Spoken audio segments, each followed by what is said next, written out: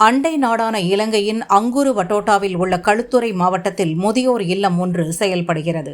முதியோர் இல்லத்தில் 71 பேர் வசித்து வந்த நிலையில் நேற்று மாலை அங்கு திடீரென தீப்பிடித்தது.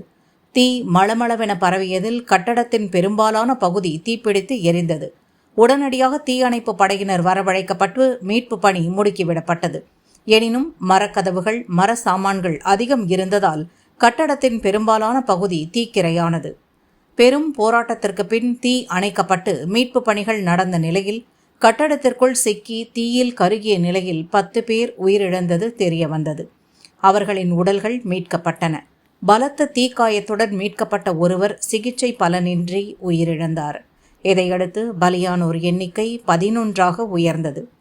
காயங்களுடன் மீட்கப்பட்ட மேலும் 7 பேர் ஹாஸ்பிட்டலில் சிகிச்சை பெற்று வருகின்றனர்.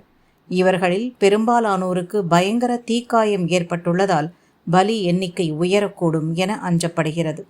அரசு உயரதிகாரிகள் சம்பவ இடத்திற்கு விரைந்து சென்று விசாரணையை துவக்கியுள்ளனர்.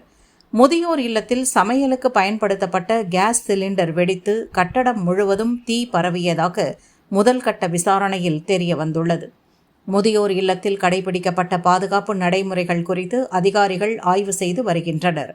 அடுத்தடுத்த விசாரணையில் துயர சம்பவத்திற்காக முழு காரணம் வெளியாகும் என அதிகாரிகள் கூறினர்.